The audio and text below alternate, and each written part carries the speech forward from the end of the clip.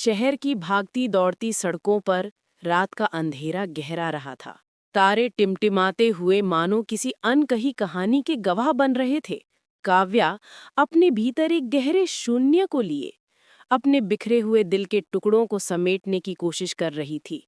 उसकी आंखों में उदासी की एक गहरी छाया थी, जैसे कोई पुराना भूला हुआ गीत बज रहा हो।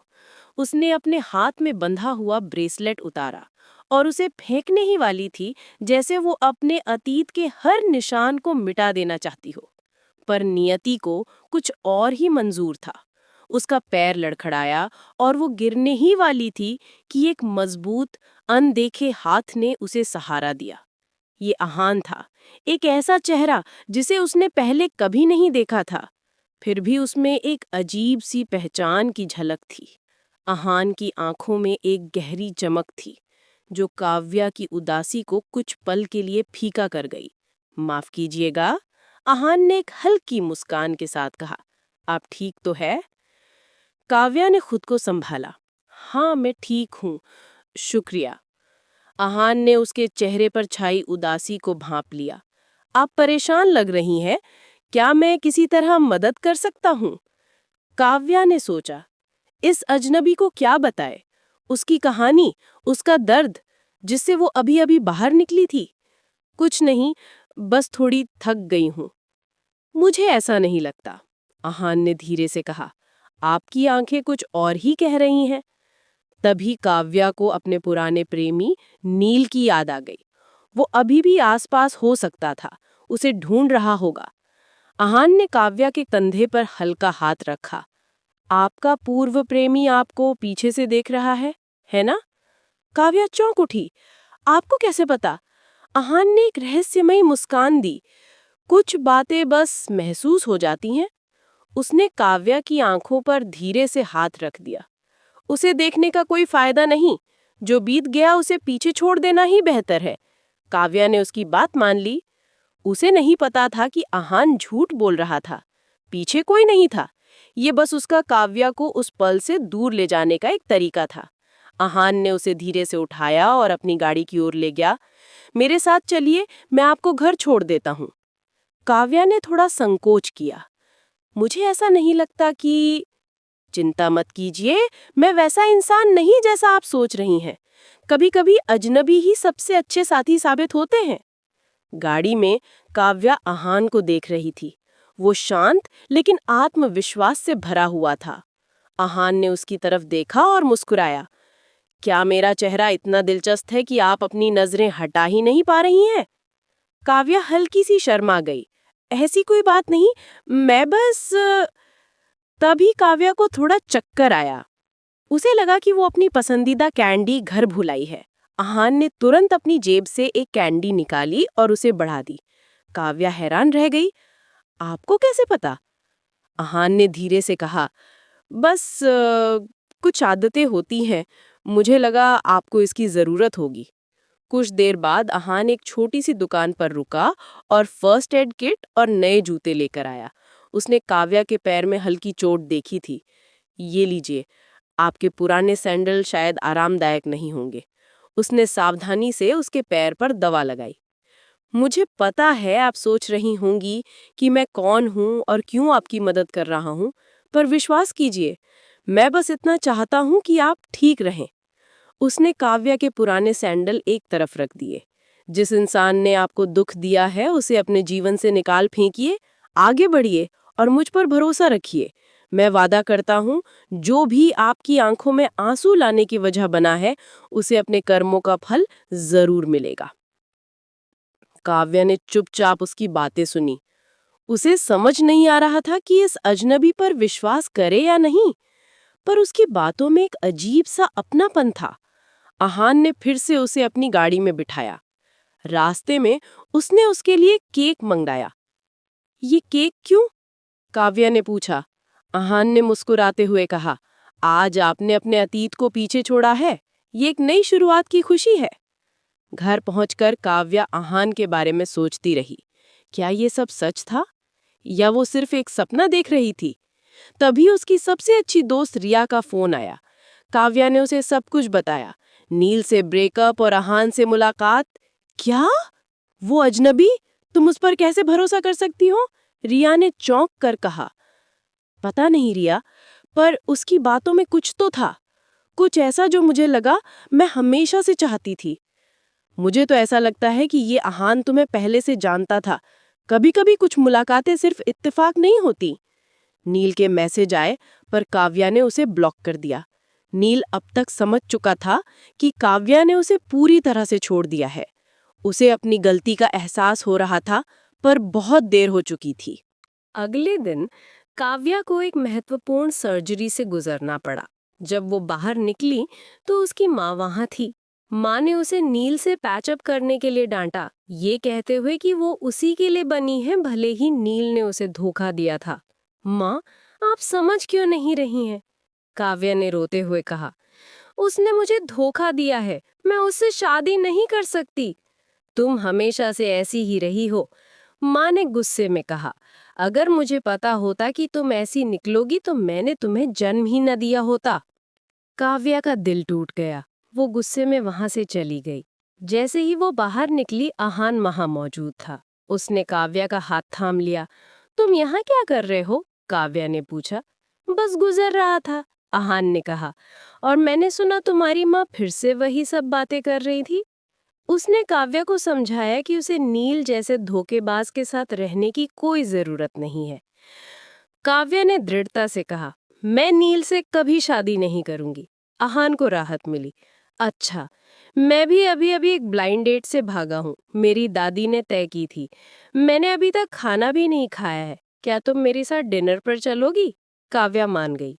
डिनर पर वे अपनी जिंदगी की बातें कर रहे थे। काव्या को अपनी माँ का मैसेज मिला, जो उसे फिर से नील से माफी मांगने के लिए कह रहा था।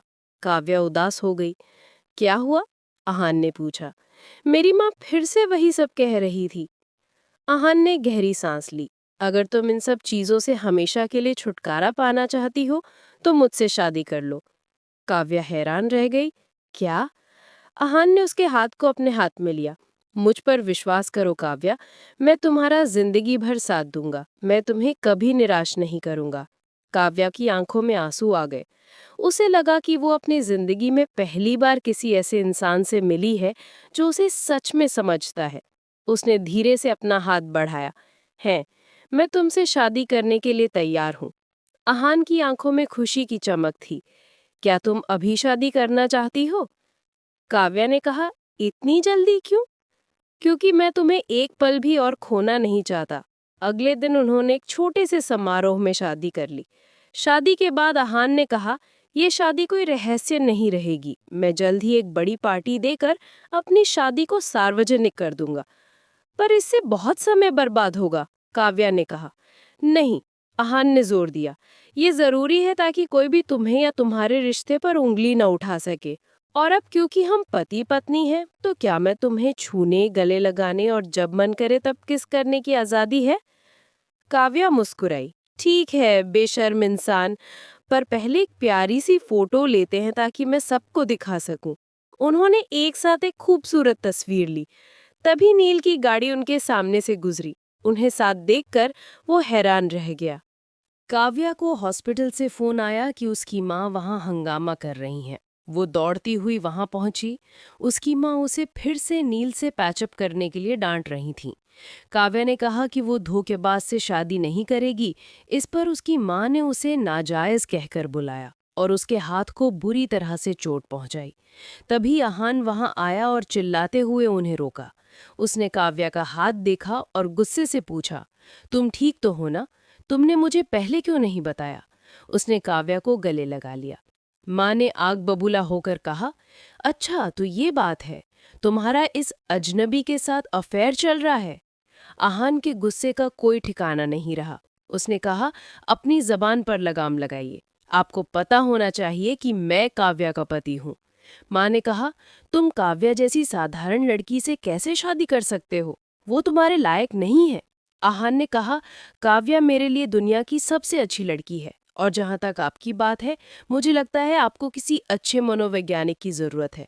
आपको माँ कहलाने का हक नहीं है, जो भरी पब्लिक में अपनी ही बेटी की बेइज्जती कर रही हैं। माँ आहान के परिवार का नाम सुनकर हैरान रह गई, क्योंकि वो शहर के सबसे अमीर परिवारों में से एक था। आहान ने काव्या का हाथ पकड़ा और कहा कि वो जल्द ही अपनी शादी का ऐलान करने वाला है, और उसकी माँ को चेतावनी दी कि आगे से काव्या के साथ ऐसा कुछ भी ना करें। उसके बाद आहान काव्या को अंगूठी दिलाने ले गया। उन्होंने अपनी वेडिंग रिंग खरीदी और बहुत खुश हुए। तभी नील का एक दोस्त आया, जिसने उन्हें साथ देखा और नील को फोन करके बताया कि आहान किसी लड़की को डेट कर रहा है और वो लड़की नील की पूर्व प्रेमिका जैसी लग रही है। नील को विश्वास नहीं हुआ। आहान काव्या को अपने घर ले गया। उसकी कमरे में जाकर काव्या बेड पर बैठ गए और कहा, ये बेड तो काफी अच्छा है। आहान ने शरारती अंदाज में कहा, ये बेड और मामलों में भी बहुत अच्छा है, ये सोने के लिए काफी कंफर्टेबल है, मेरा मतलब है। उसकी बातें सुनकर काव्या शर्मा गई। आहान हंसा और कहा, अब हम पति पत्नी हैं तो एक साथ सो ही सकते हैं, पर मैं वादा करता हूँ कि जब तक तुम नहीं चाहोगी तब तक मैं तुम्हें टच नहीं करूंगा। तो क्या हम एक साथ सो सकते हैं? काव्या ने हाँ कहा। आहान ने फिर कहा, फिर सोच लेना, अगर एक बार मैं तुम्हारे साथ सो गया तो मुझे उसकी आदत लग जाएगी और फिर मैं कुछ भी तुम्हारे साथ कर सकता हूँ। काव्या ने तुरंत कहा, बस भी करिए। अगले दिन नील अपने ऑफिस में अपनी पुरानी गर्लफ्रेंड से बात कर रहा था, जिसने उसे बताया कि काव्या उसके लायक नहीं है, क्योंकि वो एक नाजायज लड़की है। नील ने इन बातों को नजरअंदाज कर दिया और कहा कि वो जल्द ही काव्या को वापस ले आएगा। तभी नील को उसके असिस्टेंट का फोन आया, जिसने बताया कि काव्या ने अपना किराए का घर छोड़ दिया है और मकान मालिक ने बताया कि उसने शादी कर ली है। नील ये सुनकर चौंक गया और काव्या को मैसेज किया, पर वो ब्लॉक थी। वो इस सच्चाई को स्वीकार नहीं कर पा रहा था कि काव्या ने किसी और से शादी कर ली है। काव्या को उसके पुराने मकान मालिक का फोन आया, जिसने बताया कि नील वहां आया है। काव्या आहान के साथ जाने से इनकार कर दिया और अकेली नील से मिलने गई। नील ने उससे पूछा कि वो कहाँ चली गई थी। काव्या ने कहा कि उसने ब्रेकअप कर लिया है और उनके बीच सब कुछ खत्म हो चुका है। नील ने माफी मांगी और उसे वापस आने के लिए कहा। काव्या ने अपनी वेडिंग रिंग दिखाते हुए कहा, मेरी शादी हो चुकी है और मैं अपने पति से बहुत खुश हूँ, क्योंकि वो मुझसे बहुत प्यार करते हैं। घर लौटने पर काव्या के दोस्त का फोन आया, जिसने उसे शादी के बारे में ना बताने के लिए डांटा। उसने काव्या से उसकी पहली रात के बारे में पूछा। आहान ने उसके लिए नाइट ड्रेस का गिफ्ट रखा था, जिसे देखकर वो शर्मा गई। उसकी दोस्त ने उसे वो ड्रेस पहनकर आहान पर टूट पड़ने के लिए कहा। काव्या ने ड्रेस पहनी और आहान का इंतजार करने लगी। आहान के आने पर वो दोनों एक दूसरे के साथ प्यार भरी रात बिताते हैं। नील इस बड़े झटके को बर्दाश्त नहीं कर पा रहा था। उसने अपने असिस्टेंट से काव्या के पति की सारी जानकारी निकालने को कहा। उसे लगा कि आहान का मन अपनी जिंदगी से भर चुका है, तभी उसने काव्या से शादी करने की हिम्मत की है। आहान काव्या को अपने परिवार से मिलवाने ले गया। काव्या डर रही थी कि वो उसे पसंद करेंगे या नहीं। आहान ने कहा, डरने की कोई बात नहीं है, और बताया कि वो उसके बारे में सब कुछ जानता है, उसकी पसंद नापसंद सब। जब काव्या ने पूछा कि उसे ये सब कब पता चला, तो आहान ने कहा, क्योंकि मैं तुमसे बहुत प्यार करता हूँ। उसने कहा कि उसकी पसंद और नापसंद उस पर ही शुरू होती है और उस पर ही खत्म होती है, और फिर उसे प्यार से किस किया। आहान का पूरा परिवार काव्या का स्वागत करने के लिए बाहर खड़ा था। सभी काव्या को देखकर खुश हुए और उसे घर के अंदर ले गए। आहान के दादी माँ, माता पिता और भाई बहन सब कोई था, और वे सभी काव्या को बहुत पसंद करने लगे।